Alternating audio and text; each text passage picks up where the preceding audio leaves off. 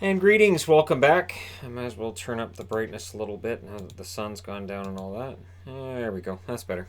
All right, 5 games are done. Tomorrow night we have 2, and then we have a few days where I could do some fun videos that aren't related to action taking place that night. It does make it so that I'm freed up to do some other fun kind of stuff. So I'm kind of looking forward to that, and of course the trip that takes place on Saturday. So Friday, I'll probably load up some videos for you fine people, and then on Saturday we'll be in the air a lot and traveling to getting in the air a lot because it's about a 3-hour drive and trip and all of that wonderful stuff. So yeah, it's going to be a pretty full day on Saturday, but between now and then we'll spend some time together, just hang out and make video goodness, myself and all of you. All right, let's start things off with Boston at home against Vegas. You know what? This was a really good game, and I'm going to come out and say it. This is how I wanted Boston to play for a while now. Now, it didn't start out that way. Really, really didn't. Stone scores from Schmidt at 124, and that was not a good goal. You shouldn't be able to score from that angle. Halak didn't have the post covered properly, and right away I was like, oh, not again. Because Halak had an iffy game his last time out, and of course Rask's out with a concussion, so there's not really a whole lot of options for Boston going into the break. The Bruins got a power play, and then they got another one. They couldn't score on those power plays. They wouldn't score on the power play at all tonight. It was a problem. The shots were 7-2 Bruins at 8 minutes, in large part due to those power plays they couldn't score on. Boston's power play went, I think it was like 14 games in a row with a goal or something ridiculous, and now their power play has started to struggle.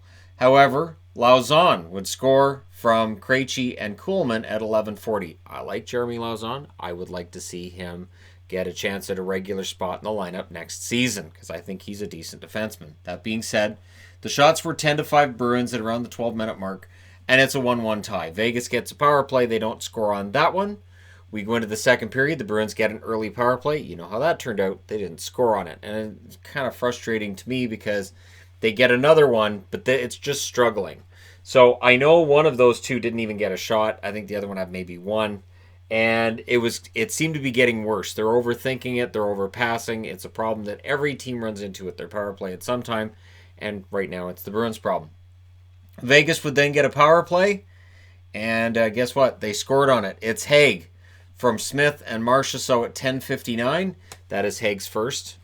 And so I'm waiting for Nick Hague to get his first goal, and there it is. So sort of like Victor Mete, a first goal would be scored against Boston. So it's kind of a good news for him and a bad news for a team I cheer for.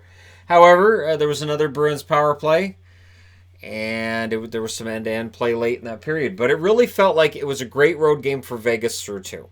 They were up 2-1, and this is where the eternal optimism of the Boston announcers, I kind of tuned it out.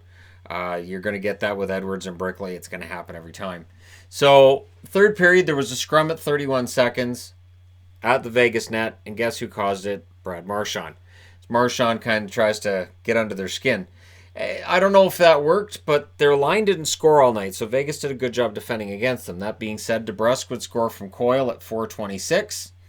Halak then denied Pacioretty, and Halak had a very solid third period when Vegas did push. Krejci would score from Carlo and Heinen at 12:18, and it's 3-2 in favor of Boston. So Halak's saves that he made after it was 2-1, really, really important. The saves he made even after that first goal by Stone that shouldn't have gone in. The veteran poise shown by Halak, really important tonight. Bounce back game for him. He played very well. Goaltender pull by Vegas with 1:40 left. They would call a timeout with 1:24 left. Not liking what he was seeing out there. Cassidy calls the timeout as well with 31 seconds left. It all works out for Boston. They win it 3-2. Fleury saves 34 out of 37 in the loss. Halak saves 27 out of 29 in the win. Your 3 stars are Krejci, DeBrusk, and Lauzon. If you were going to give a star to Vegas, I think Stone would have deserved it. I think Stone had a pretty good game here. Power plays 1 for 2 for Vegas, 0 for 5 for Boston. Shots favored Boston in every period, 14-8 in the first, 9-8 in the second, 14-13 in the third. Final shots 37-29. And like I said, that's how you want to go into the break if you're Boston. This is the kind of win I've been waiting to see from them. And here's to hoping it continues. And for Vegas, they lost an opportunity to be first going into the break. So some troubling signs for Vegas.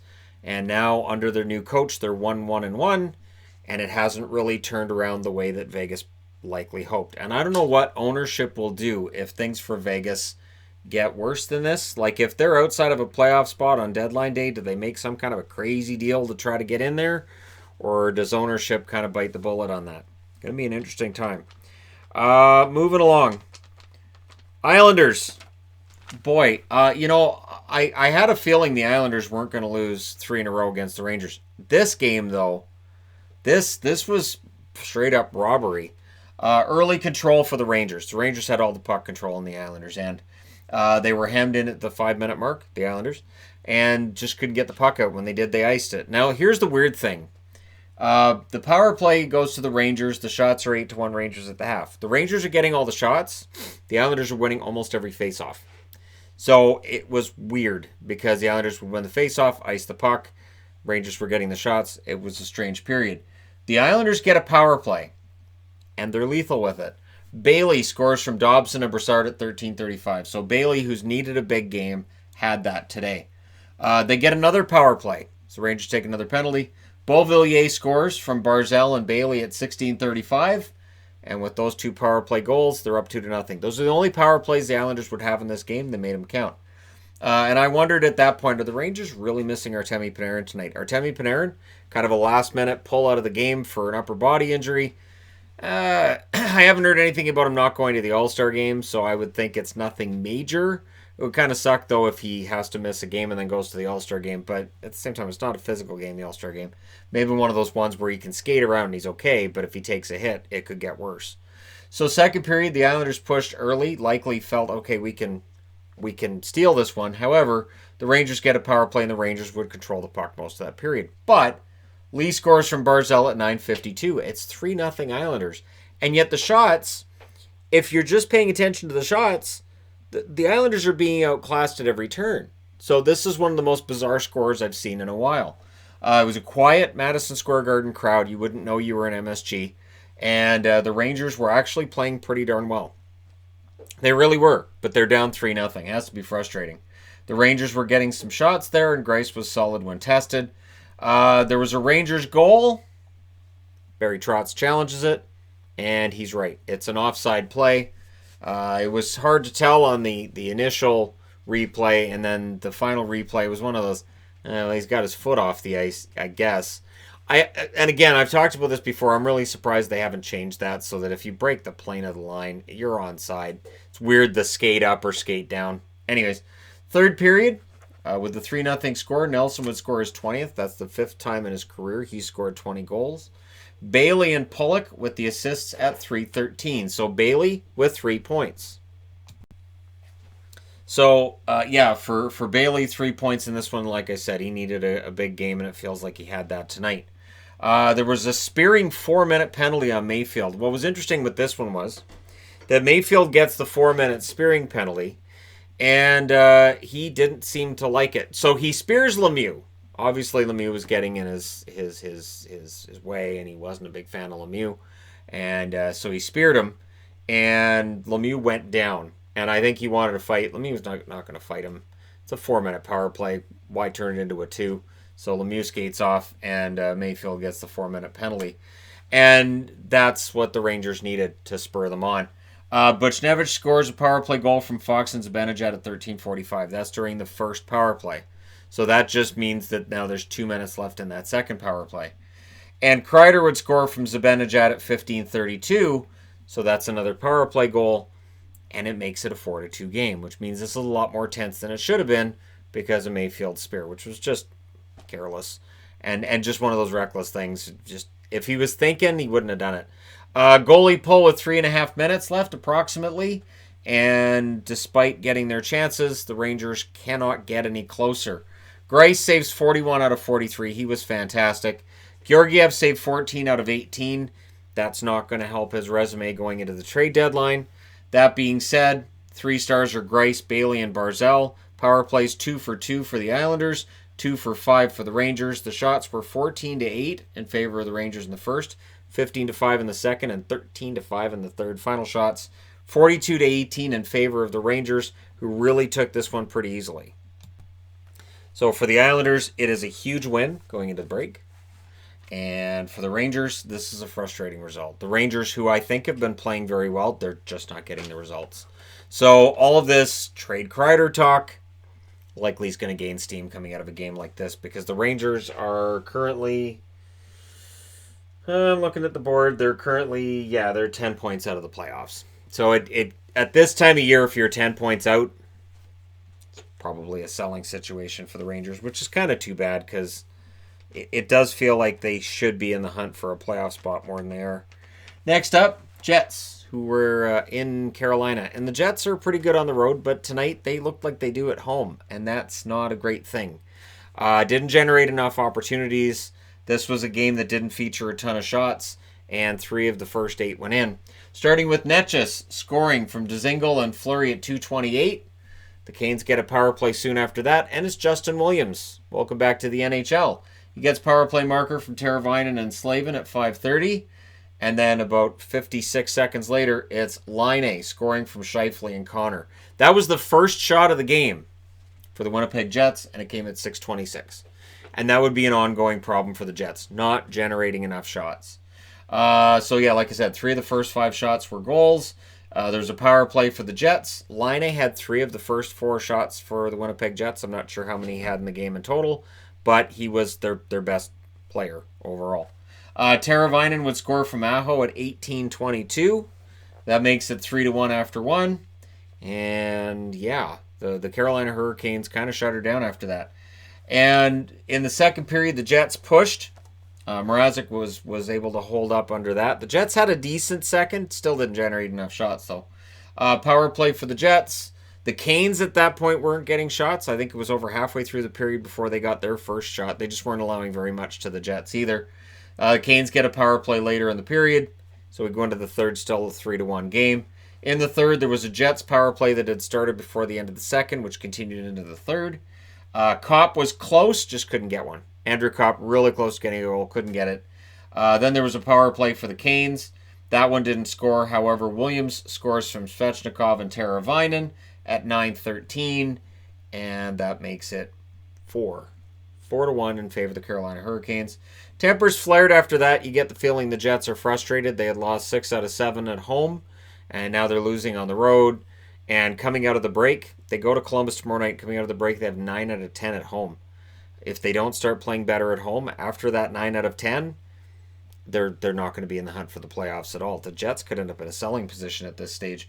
The Canes go back to the power play. There was a goalie pull with 3 minutes left. I thought, well, that's optimistic. And they call a timeout with 1 minute and 46 seconds left. They would get a timeout, or not timeout, power play, but it didn't go anywhere. Hellebuck saves 25 out of 29. Mrazek saves 16 out of 19. I still think Hellebuck's being overworked. Just throwing that out there. I know he gets tomorrow night off, and then he gets the break, but I think they've overworked Hellebuck going into the All-Star break. Williams, Teravainen, and Svechnikov are your 3 stars. No surprise, Williams is first star. He gets the 2 goals. Shots 8-7 in the first in favor of Carolina, 7-5 in favor of Winnipeg in the second, 16-3 for Carolina in the third. That says a lot right there. In the third period, when they need to make the comeback, they got 3 shots against 16 against. 29-17 are your shots in favor of the Carolina Hurricanes. And there we are. Carolina comes out with a 4-1 victory, and they kind of made it look easy. That being said, making it look easy was not restricted only to Carolina. I would like to applaud the Philadelphia Flyers on a great game. This was absolutely the best game I've seen anybody play against Pittsburgh in a while, and I'm including the Boston game. Boston beating them 4-1 was impressive, but I would put this one kind of ahead of it. So it was evenly played early. Farabee had a breakaway. He missed high. Jari was really solid early, so it looked like this was going to be a goaltending duel. And it kind of sort of was, although Pittsburgh wasn't generating a ton of shots when they needed them. Elliott stopped Malkin later on in that period, so the shots were there. Elliott stood against him. The Flyers, they mentioned their goal differentials plus 35 at home coming into tonight. They're minus 30 on the road. One of the reasons that I'm kind of hard on the Flyers is because A, they're not great on the road. They're pretty good at home. And B, they seem to play really well against good teams, and then against bad teams, they come up with stinkers. I don't understand how this happens, but it's a pattern that kind of continued tonight. Late Penguins power play doesn't go anywhere, so into the second period we go scoreless. Voracek would score from Couturier and Farabee at 5:26, and Joel Farabee, don't look now, but he is really starting to show that scoring side. We knew that the grit was there and the tough sandpaper type play, but the scoring is starting to show up as well. That's his 10th assist now. The Flyers get a power play. Letang then took another penalty, so there was a penalty called against Pittsburgh, and then before that one expired, Letang takes a penalty. Seemed to be kind of yappy on his way to the penalty box. I don't think he agreed with that penalty. So they had a 5-on-3 for 13 seconds they would not score on. Neither power play was successful tonight. And the Penguins would get one after. And the Flyers, again, were playing a pretty darn good team pretty well. And that is definitely a storyline at this point in the season. If the Flyers had gone through California and won in California the way that you might have thought they would going into that, they'd be in a playoff spot. They'd be ahead of the Islanders. But we are where we are. Last minute Penguins power play after Van Riemsdyk scores. Konechny and Giroux with the assists on that at 18:40. So it's 2-0 Flyers after 2, and they are a full value for the win. Unlike the Islanders here, it's not a matter of, well, they're being outplayed, but they're ahead. No, they were outplaying Pittsburgh. Third period, there was a post for Marcus Pettersson. I guess if your last name is Pettersson, you have to hit posts. There was some back and forth action and a lot of shot blocking going on in that third period. The Penguins had a 3-on-2 that got broken up, and then Rust had a good chance that Elliott denied. So Rust, Malkin, Crosby all mixed together and it just didn't work. They couldn't quite make it work. And they were double shifting Malkin and Crosby. They were on the ice a lot in that third period. The Flyers were defending really well throughout that period. There were close calls for Giroux at one end of the ice and then Hornqvist at the other, and they were both denied those chances. The Flyers pressure drew a power play. Again, they don't score on it. And then a goaltender gets pulled, which is, of course, Jari in this case. And the Flyers finish it. It's Braun at 19 minutes. And with that empty netter, the Flyers are home and cleared. Perfect game by the Flyers. Honestly, that was a perfect game by Philadelphia. They win it 3-0. They go to the playoffs if they can play like this every night. Jari, 27 saves on 29 shots. I thought he played well. Elliott saved all 19 shots he faced. This is his 39th career shutout. I even had to double check that because I saw that on the ticker and I'm like, wait, this is 39th? Because I was going to go look it up. And I saw 39th. That seems high. So I went and looked it up and I'm like, 39 shutouts. Okay. Pretty decent career for Elliott. We just don't really think about it. Power plays, both teams go for 3 shots. 12-8 for Philadelphia in the first, 10-8 in the second, and then in the third. They locked it down. They outshot them 8-3. Pittsburgh manages 3 shots in the third period. Final shots 30-19 in favor of the Flyers. So did Pittsburgh fall out of number 1 spot on that power rankings board? Yes, they did. Did St. Louis take their spot? Yes, they did. Did the Flyers move up? Absolutely. So I can tell you guys that because the next power rankings are about 11 days out. So 10, 11 days out. So I'm not really all that worried that I'm giving away trade secrets here. Based on this result, I thought Florida deserved a bump, and I thought, Pittsburgh, I should drop them out of first. Still, really, really good run they've been on. This is not the greatest way to go into the All-Star break, but they'll rest some guys up. I'm sure there are some players that were playing a little bit hurt tonight. It was mentioned across these games that there may have been some players that were playing tonight that may not have felt 100%, but they figured, we got 9 days off anyways, we'll go out there and play. That being said, I do need to change boards to talk about the last game of the night. All right, now, 6th win in a row for one of these teams, right? Because they both came into tonight on long winning streaks, and it turns out the Panthers are the team that continue their winning streak tonight. This was a very impressive game by Florida. Got to throw that out there. Very, very impressive game by Florida, and an impressive game for Bobrovsky as well. Although in the third period, this gets a lot more interesting than it should. Florida, you need to lock things down because Chicago very nearly forced an overtime in this one. Hawks were buzzing early, and they had a nice tribute to Coach Quenneville. He was given a great resounding standing ovation by the fans. He teared up. It was a nice moment. Nice moment in a game between two teams that aren't in the same conference, so you don't have to worry about bad blood and all that stuff going on. There was a 2-on-1 for the Panthers. Leonard saved that. Leonard had I thought, a decent game as well, although the shots and the overall save percentage won't show it tonight. I didn't think Leonard was the problem. The shots were 7-3 in favor of the Panthers at the halfway mark. They then get a power play. But we go into the second period scoreless. It does not stay scoreless for long. Dadonov scores from Barkov and Matheson at 4:43. Minute and a half, not even, later, Frankie Vetrano scores from Tony Nato and Hoffman at 6:14. We reach the halfway mark of the game. Vetrano scores from Ekblad and Boyle at 10:04. And check it out. It's a second goal of the period for Frankie Vetrano. So Vetrano with 2 goals in the period, and then Doc would score for Chicago from DeBrincat and Cuckoo just to make sure this wasn't easy at 13:33. So the Chicago Blackhawks made it 3-1 at that point. Huberdeau hit the post. Leonard covered as the Panthers were trying to get more. The Panthers then get a power play. On the power play, they would get a goal. Who gets it? Frank Vetrano. So Vetrano gets it from Hoffman and Huberdeau at 19:23. It's a hat trick, and yeah, I took mine off and threw it in the air because why not? Vetrano, I remember, has had a hat trick before when he played for the Bruins. This is his first as a member of the Florida Panthers. So he's always been one of my favorite players. It's nice to see him get a hat trick. If Noel Acciari's not going to get a goal, then Frankie with a hat trick's fine too. So it's 4-1. This is done. It's in the bag. And it feels like they thought that. So they take a penalty right near the start of the third, a couple minutes in. Kajula scores from Gustafsson and Keith at 4 minutes. So power play goal makes it 4-2. The Hawks then got another power play. This is a problem. Bobrovsky denied DeBrincat and Close. There were some really good saves for Bobrovsky during that third period. The Hawks get another power play as they continue to push.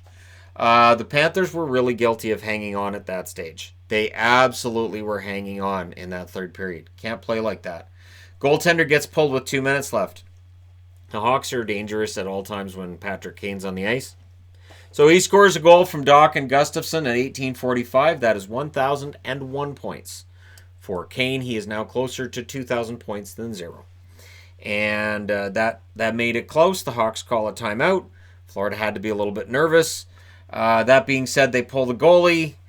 There was an empty net attempt that was blocked. It felt like that was important, so I put that up there, that the empty net shots were blocked. And it doesn't matter. The Hawks take a penalty with 31 seconds left. It was one of those, either you take the penalty or there's going to be an empty net goal, so they take the penalty, which still results in them losing the game. 4-3 is your final in favor of the Florida Panthers. That's 6 in a row. They look pretty good. Bobrovsky, 32 saves on 35 shots. Leonard saved 22 out of 26. Like I said, the save percentage doesn't tell you that Leonard actually had a pretty good game. Vetrano, Doc, and Hoffman are your 3 stars. Kirby Doc with a goal and an assist. That's good for the kid going into the break. Power play, 1 for 3 for Florida, 1 for 4 for Chicago. The shots favored Florida in the first, 7-6, and then it went Chicago's way. 14-13 in the second, 15-6 in the third. Final shots, 35-26 in favor of the Chicago Blackhawks. But Florida comes out with the victory. Again, they've got to get better at nailing these down. I know it didn't cost them tonight. They've got to be better, because when we get to the more important games later in the year, you're probably not going to be up by as much, and if you're not great at protecting leads, it can really cost you. And I'd like to see Florida in the playoffs this year. That would actually be really, really cool. That being said, Toronto fans do not think this result is cool tonight, because it now means their job coming out of the break is that much more difficult. Florida won both games after the break had already started for Toronto, and now they're going to come back and have a lot more work to do. And Tampa has to be looking over their shoulder at the fact that Florida's coming up close behind them. So maybe the Battle of Florida is going to mean something after the All-Star break, and maybe we could see that in the first round of the playoffs. I would enjoy that. I think Florida would enjoy that, and I think we, as hockey fans in general, would enjoy that as well. Let me know your thoughts in the comment section below as always. Don't forget to hit like and subscribe if you're browsing your way through. You just happened upon this video, and hey, thank you guys so much for watching, for all your support. I will talk to you again soon.